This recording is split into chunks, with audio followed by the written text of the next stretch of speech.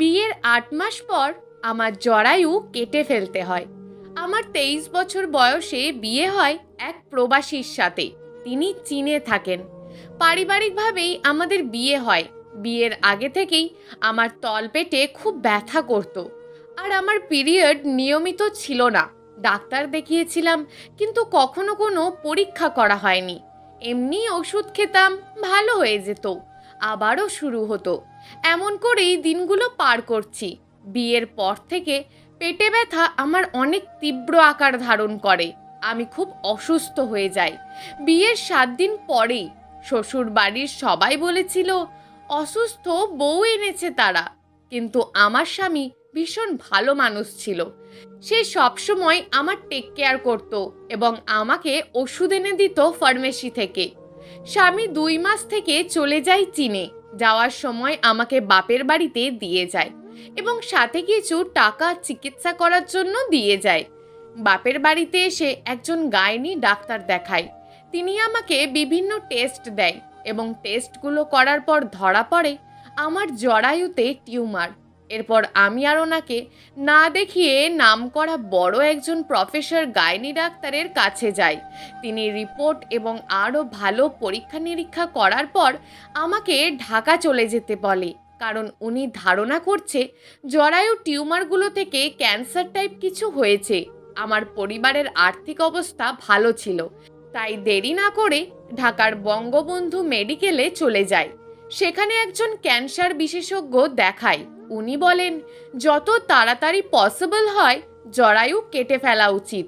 আপনারা অনেক দেরি করে ফেলেছেন, আরও আগে কেন আসেননি? তাহলে মেয়েটার জরায়ু কাটা লাগতো না। অনেক বড় ভুল করে ফেলেছেন, না হলে এই টিউমার থেকে ক্যান্সার ছড়িয়ে যাবে। টিউমারগুলো থেকে কিছুটা ক্যান্সারের ভাব আসছে।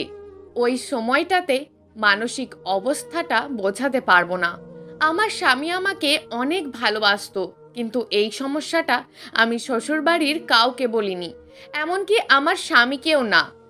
সংসার ভাঙার ভয়ে আমার পরিবার বলে দিতে চেয়েছিল, কিন্তু আমি বলতে দিইনি। ভয়ে যদি উনি আমাকে ছেড়ে দেন, এই ভয়টাই আমি পেয়েছি। অপারেশনের আগের দিন উনি যখন আমাকে ফোন করেন, আমি বলি আচ্ছা আপনি কি কখনো আমায় ভুলে যাবেন? উনি বললেন কেন এ কথা বলছো? তোমাকে আমি ভীষণ ভালোবাসি। কিন্তু মনে মনে বলি সত্যিটা জানলে হয়তো আপনি ভুলে যাবেন আমাকে। পরের দিন অপারেশন হয়। আমার জরায়ু কেটে ফেলে দেয়। আমার অপারেশনের ৯ ঘন্টা পর সেন্স আসে। ডাক্তাররা আমাকে প্রতি ৪ ঘন্টা পর পর একটা ইনজেকশন দিত। মেডিকেলে ১২ দিন ছিলাম। এরপর আমরা চিটাগাংয়ে চলে আসি। মাসে একবার ঢাকায় যেতাম চেক আপের জন্য। আমার স্বামীকে কিছু বলিনি। অপারেশনের সময় অসুস্থ ছিলাম। উনি প্রত্যেক দিন ফোন করত। তখন বলতাম জ্বর হয়েছে, শুয়ে আছি তাই। উনি পাগল হয়ে যেতেন। টাকা পাঠিয়েছিলেন ডাক্তার দেখানোর জন্য ১০,০০০। আমি বলেছিলাম জ্বর উঠেছে সামান্য, এত টাকা পাঠাতে হবে না। উনি বলেছিলেন আরগুলো দিয়ে কিছু যেন কিনিও তুমি। আস্তে আস্তে আমি সুস্থ হলাম। ৫ মাস বাপের বাড়িতে ছিলাম। ৫ মাস পর শ্বশুর বাড়িতে যাই। আমার শাশুড়ি অনেক রাগারাগি করে, এতদিন কেন ছিলাম, কিন্তু স্বামীর নিষেধ করায় উনি তেমন কিছু বলেনি। শ্বশুর বাড়িতে সবসময় মন মরা হয়ে থাকতাম। খেতে ইচ্ছে করতো না, কিছু করতে ইচ্ছে করতো না। তারপরেও কাজ করতে হতো। লুকিয়ে লুকিয়ে ওষুধ খেতাম, কারণ ওনারা দেখলে জিজ্ঞেস করবে এত ওষুধ কেন খাচ্ছি। আর মা এসে ওষুধ শেষ হলে লুকিয়ে লুকিয়ে ওষুধ দিয়ে যেত। আমার মা বারবার বলেছিল শ্বশুর বাড়ির কাউকে না বললেও যেন জামাইকে বলে দিই, কিন্তু আমি বলিনি, ওনাকে হারানোর ভয়। আমার স্বামী ২ বছর পর ছুটিতে আবার আসে ৪ মাসের জন্য। আমার স্বামী আমাকে বলে তুমি এত শুকিয়ে গেছো কেন? আমি হেসে বলি আপনার চিন্তায় চিন্তায়, আপনি এসেছেন, এখন মোটা হয়ে যাব। ওনার সাথে আমার শারীরিক সম্পর্ক করতে তেমন ইচ্ছে হতো না, কিন্তু কিছু বলতাম না। তারপরেও আমি খুব ভয় পেতাম। সুযোগ পেলে ওনাকে জড়িয়ে ধরতাম সব সময়। মনে হতো সত্যিটা জানলে হয়তো আমাকে ছেড়ে দেবে। আমার শ্বশুরবাড়ির মানুষজন বলে বাচ্চা নিয়ে ফেলো। আমার স্বামীও চাইছিলেন একটা বাচ্চা হয়ে যাক। আমি চুপচাপ শুনতাম, কিছু বলতাম না, কারণ আমি তো জানি আমার জরায়ু নাই, বাচ্চা কোথা থেকে আসবে? এভাবে 4 মাস শেষ হলে ছুটিও ওনার শেষ হয়ে যায়, উনি চলে যান।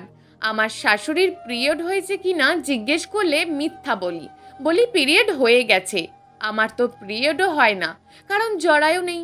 অনেকবার সুইসাইড করতে চেয়েছি, কিন্তু পারিনি। বাপের বাড়ি আসি উনি চলে যাওয়ার পর। আমার তখন মনে হয়েছিল আমি ওনাকে ঠকাচ্ছি, সত্যিটা বলে দেওয়া উচিত। আমি তখন ওনাকে SMS-এ সব কিছু বলে দিই এবং বলি আমার জরায়ু নেই, আমার কোনো দিন বাচ্চা হবে না। উনি সিন করেও রিপ্লাই দেয় না। এইভাবে 1 মাস কেটে যায়, কোনো রিপ্লাই দেয় না। 2 মাস কেটে যায়, তাও কোনো রিপ্লাই দেয় না। যোগাযোগ হয় না, ফোনও করে না। আমি তো কান্না করতে করতেই শেষ। ওনাকে জীবন থেকে হারিয়ে ফেললাম। একদিন বিকেলে ঘরের দরজাটা কে যেন নক করছে। আমার মা গিয়ে দরজা খুলে দিল। দেখলাম হাত ভর্তি বাজার সদাই নিয়ে আমার শাশুড়ি মা এসেছেন। তিনি ঘরে ঢুকেই আমার মা আর আমাকে জড়িয়ে ধরলেন। তারপর আমাদের নিয়ে বসলেন, আমার মাথায় হাত দিয়ে বললেন, দেখো মা, কোনো কিছুতে তোমার দোষ নেই, সব সৃষ্টিকর্তা তোমার নসিবে রেখেছেন। জানো মা, দিন শেষে আমরা সবাই স্বার্থপর মা নিজের বেলায়। তোমার একটা সুন্দর জীবন আছে, ঠিক তেমনই আমার ছেলেরও তো সুন্দর জীবন আছে। মা, জীবনের সংসার করতে হলে বাচ্চা কাচ্চাটা আসল। বেয়াই, আপনিই বিচার করেন, আপনার ছেলের বউ যদি এমন হতো আপনি কি করতেন? বিচারটা আপনার ওপরেই ছেড়ে দিলাম। এরপর আমার শাশুড়ি উঠে দাঁড়ালো এবং আমরা অনেক জোর করা সত্ত্বেও তিনি কিচ্ছু খেলেন না। আমার মা বললেন, আপা, তাহলে এত বাজার সদাইগুলো নিয়ে যান। কিন্তু তিনি নিলেন না, চলে গেলেন। আমার চোখের পানি বাঁধ মানে নাই। পরের দিন 3টে ভ্যান গাড়িতে আমার সব ফার্নিচার, আমার জামা কাপড়, আমার 2 ভরি গয়না ফেরত দিলেন এবং বিকেলে ডিভোর্সের নোটিশ আছে। 3 মাস পর আমার ডিভোর্স হয়ে যায়। আমি এই জীবনে শুধু একটাই আফসোস, তিনি কি শেষবারের মতন আমার সাথে একটা বার আর কথা বলতে পারলেন না? পরে অবশ্য জানতে পারি SMS-গুলো দেখার পরপরই আমার বাবাকে কল দেয় এবং আমার বাবা সব বলে দেয়। তিনি তার পরিবারকে জানায়। সংসার জীবন আমার এখানেই সমাপ্ত হয়। আমি বেঁচে থেকেও মরার মতন হয়ে গিয়েছিলাম।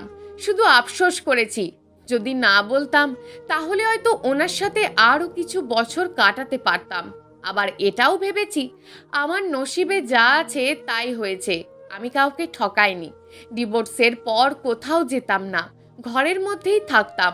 মার পুরো সংসারটা আমার ঘাড়ে তুলে নিই। আসলে তুলেনি বলা যায় না, থাকতে থাকতে সব দায়িত্ব আমার পালন করতে হয়, তাই এক প্রকার তুলেও দেয় দায়িত্ব। জীবন সময় থেমে থাকে না। ওনার ছবিগুলো প্রায় প্রত্যেক দিনই দেখতাম। আমার 2টো বড় ভাই আর আমি বাবার একটা আদরের মেয়ে। ভাইদের বিয়ে হয়, ভাবিরা আসে। বাবার একটা মেয়ে হওয়া সত্ত্বেও তেমন আদর যত্নে থাকতাম না, ঘরের সব কাজ করতাম। বছর ঘুরে ভাইদের বাচ্চা হয়, তাদের বড় করার দায়িত্বও আমি নিই। আসলে আমার বাচ্চা হবে না যখন, তাদের ওই নিজের সন্তানদের মতো করেই মানুষ করার চেষ্টা করতাম। জীবন এভাবেই কাটছে আমার। আমার মা মারা যায় এর মধ্যে। বাবা অনেক অসুস্থ হয়ে পড়ে। বাবার দোকান ছিল, সেই ব্যবসা নিয়ে ভাইদের মধ্যে মারামারি কাটাকাটি অবস্থা। বাবার সম্পদ নিয়ে যা তা অবস্থা। ভাইরা তখন আলাদা হয়ে যায়। আমি বাবাকে নিয়ে আমাদের ঘরেই থাকি। দোকানের সব মালামাল ভাইরা খেয়ে লাটে ওঠায়। আমি বাবাকে নিয়ে মেডিকেল, ডাক্তার এসব নিয়ে দৌড়াদৌড়ির মধ্যে থাকি। এর মধ্যে তারা আসে বাবার ব্যাংকের টাকার ভাগ নিতে। বাবা দিতে চায় না, বাবাকে আর আমাকে মেরে ধরে কিছু রাখে না। তখন আমি পুলিশের কাছে যাই বাবাকে নিয়ে এবং ভাইদের নামে বাবা আর আমি মামলা করি। ভাইরা পালিয়ে পালিয়ে থাকে। পুলিশ আসবে শুনলে তারা পালিয়ে যায়। আমাদের ওপর অত্যাচার কিছুটা বন্ধ হয়। ভাবিরা মানুষকে বলে বেড়াতো আমি নাকি সম্পদের লোভে বাবার মাথা খাচ্ছি, আরও কত কথা। তাদের সুখে থাকতে দিচ্ছি না। এলাকায় আমার নামে অনেক বদনাম করে। এরই মধ্যে আমার শ্বশুরবাড়ির একজনের সাথে দেখা হয়। তার কাছ থেকে শুনি আমার স্বামী আবার বিয়ে করেছে, তার 3টে সন্তান। শুনে কষ্ট লাগলো, আবার খুশিও লাগলো। বুক ভরা কষ্ট নিয়ে সেখান থেকে চলে আসি। এদিকে ভাইদের অত্যাচার আরও বেড়ে যেতে লাগলো বলার মতন নয়। এর মধ্যে আমার বাবার বড় অসুখ হয়। অসুস্থকালীন অবস্থায় বাবাকে নিয়ে আমি মেডিকেলে ছিলাম। আমার ভাই বা ভাবি কেউ ছিল না, কেউ ফোন করে খবরও নেয়নি। আত্মীয় স্বজন ভাইদের যদি যেতে বলতো, ওরা বলতো মেডিকেলে ভর্তি করার সময় তো আমাদের বলেনি। আমার বাবার যদি টাকা না থাকতো তাহলে হয়তো আমার ভাইরা বাবাকে রাস্তায় ফেলে দিত। বাবাকে খাওয়ানো তো দূরের থাক, উল্টে বাবার এত টাকা পয়সা থাকার পরেও বাবার এই সম্পদের টাকার জন্য মারধর করছে। বাবা চিটাগাং মেডিকেলে থাকা অবস্থায় মেডিকেলের এক আনসার আমাকে খুব সাহায্য করে। চিটাগাং মেডিকেলে শুধু সরকারি হাসপাতাল, কিন্তু দেওয়াল পর্যন্ত টাকা খায়। উনি আমাদের অনেক সাহায্য করেন। নার্স আয়াদের বলে দেয় আমাদের থেকে যেন টাকা না নেয়। আমার বাবাকে পরিচয় দেয় এটা ওনার বাবা। আমার ওষুধপত্র যা লেগেছে উনি এনে দিতেন। ওনাকে টাকা দিতাম অবশ্য, কিন্তু ভাগ্য খারাপ হওয়ায় আমার বাবা মারা যায়। আমার বাবার মৃত্যুর পর ওই ভাইটা একটা সংগঠনকে ফোন করেন। ওনারা এসেই আমার বাবার শেষ কাজ সম্পন্ন করে। আমি ওনাদের 20,000 টাকা দিই, তবে ওনারা কোনো টাকা দাবি করেননি, শুধু অ্যাম্বুলেন্স ভাড়াটা দাবি করেন। কিন্তু আমি ওনাদের সংগঠনকে টাকা দিই, যেন মানুষের পাশে দাঁড়ায়। এত আন্তরিকতা নিয়ে জীবনের পরোয়া না করে পাশে দাঁড়িয়েছে, যা নিজের ভাইরাও করেনি। ওনাদের কাছে আমৃত্যু কৃতজ্ঞ আমি। আমার ভাইরা এসেছিল, কিন্তু বাবার কাছে যেতে পারিনি আমরা কেউ। বলতে ভুলে গেছি, বাবার মৃত্যুর আগে বাবার 2টো দোকান আমার নামে লিখে দেয়। বাবার মৃত্যুর পর বাবার বাকি জায়গা জমিনগুলো ওরা ভোগ দখল করে আছে, ওগুলো বাবার নামে। বাবা আমাকে দোকান আর বাড়ি লিখে দিয়েছে, এজন্য তারা বাকিগুলোতে আমাকে ভোগ দখল করতে দেবে না। আমি করিও না, কারণ আমার এত ভেজাল করার ইচ্ছাও নাই। ওরা ভোগ দখল করুক, বিক্রি যখন করছে না তাই কিছু বলি না। আমার ভাইয়েরা এলাকায় রটায় আমি নাকি সম্পদের লোভে বাবাকে মেরে ফেলি, কিন্তু কেউ বিশ্বাস করে না, কারণ আমার বাবা অসুস্থ হয়ে মারা গেছে সেটা দেশ দুনিয়ার সবাই দেখেছে। আমার সাথে শুধু ভেজাল আর ভেজাল করছে। আমি সোজা থানায় গিয়ে জীবনের নিরাপত্তাহীনতায় ভুগছি এর একটা জিডি করে আসি ভাইদের নামে। সেটা আবার আমার এলাকার মেম্বারকে দিয়ে আসি, যেন আমার ভাইদের কাছে খবরটা যায়। একা বেঁচে থাকাটা অনেক কঠিন। জীবনে এমন পরিস্থিতিতে আমি একদম একা হয়ে পড়েছিলাম, শুধু কাঁদতাম। আমি বুঝতে পারছিলাম না কি করব। আর ওদিকে আনসার ভাইটা আমাকে বললেন, তুমি একটা কাজ করো, তুমি দোকান করো, তোমারও সময় ভালো যাবে এবং তুমি নিজেও শক্ত হবে। আমি ভাইয়াকে বলি, এত টাকা নাই আমার কাছে। উনি আমাকে 2 লাখ টাকা ধার দেন এবং আমার গহনা ধার দেনা করে আরও 5 লাখ জোগাড় করে কাপড়ের দোকান চালু করলাম। আমার ভাবি আবার মানুষের কাছে বলতে লাগলো, আমি তো এমনিই ব্যাটা হয়ে গেছি, এবার ব্যাটার মতন সব করছি। আমার জরায়ু নাই না, তাই ব্যাটা ব্যাটা করতো তারা। আনসার ভাইটা আমাকে খুব সাহায্য করত। ওনার বাড়িতে ছিল ফেনীতে। উনি ওনার পরিবার আর 2 মেয়ে নিয়ে সরকারি কোয়ার্টারে থাকতো। ওনার ওয়াইফ মারা গেছে মেয়ে 2টো হওয়ার সময়। ওনাকে আমার শারীরিক সমস্যার কথা বলি। হাসপাতালে থাকতেই আমি দোকান করতাম আর বাসায় এসে ঘুমাতাম। সময় আমার এভাবেই যেত এবং শেষমেশ ওনার 2 লাখ টাকা ফেরত দিই। আমি অনেক শ্রম দিই এই দোকানের পিছনে। ব্যবসা আমার ভালোই যেত। ওনার বাবা এসে মাঝে মাঝে দোকানে আমাকে কাজে সাহায্য করত। ওনার বাবাও অবসরপ্রাপ্ত সরকারি আনসার ছিলেন। ওনার বাবা মা আমাকে বিয়ের প্রস্তাব দেয়। আমাকে বলে, আমাদের তো 2টো নাতনি আছেই, আমাদের আর নাতি নাতনির দরকার নেই, তুমি আসো আমাদের দেখাশোনা করিও। আমি প্রস্তাবে রাজি হই না, কারণ বিয়ে শাদিতে অনেক ভয় পাই, যদি একটা সময় এসব নিয়ে আমার সাথে ঝামেলা করে। জীবন সময় এভাবেই কাটে আমার। উনিও আমাকে বিয়ে বা কিছুর জন্য প্রেশার করে নাই। আমার এখন তেমন কেউ নেই। আত্মীয় স্বজন যারা আছে ওদের দিতে পারলে ভালো, না হলে ওরা আমার নামে বদনামি করেন।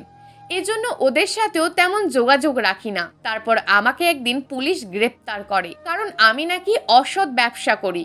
আমাকে দোকান থেকে ধরে নিয়ে যায়। কোথায় অসৎ অভিযান হয়েছে ওই মামলায় আমাকেও জড়িয়ে দিয়েছে আমি নিজেও জানি না। পরে বুঝতে পারি এটা আমার ভাইদের কাজ। আমি জেলে থাকা অবস্থায় আমার জামিনের জন্য উনি আর ওনার পুরো পরিবার অনেক খাটনি করে। আমাকে প্রতিদিন দেখতে যেত উনি। আমি জেলে থাকা অবস্থায় আমার দোকানের তালা ভেঙে সব মাল জিনিসপত্র নিয়ে যায় আমার ভাইয়েরা।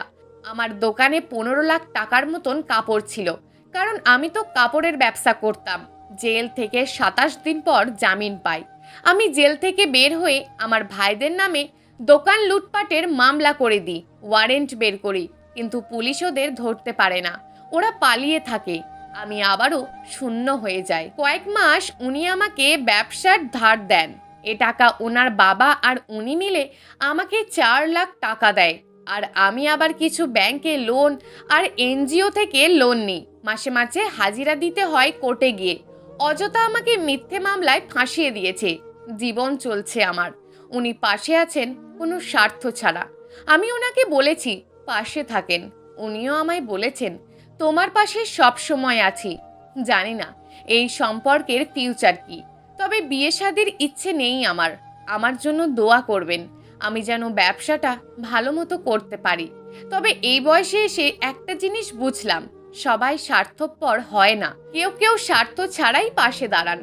এমন মানুষগুলো পৃথিবীতে অনেক দিন বেঁচে থাকুক, অন্তত আমার মতন মেয়েদের পাশে থাকার জন্য। প্রিয় দর্শক, এই গল্পটা আপনাদের কেমন লাগলো তা অবশ্যই একটি কমেন্ট করবেন। আর যদি গল্পটা আপনাদের ভালো লেগে থাকে তাহলে ভিডিওটিতে একটি লাইক করে দেবেন এবং এই ধরনের ভিন্ন স্বাদের গল্প শোনার জন্য চ্যানেলটিকে অবশ্যই সাবস্ক্রাইব করে আমাদের সঙ্গে যুক্ত থাকুন।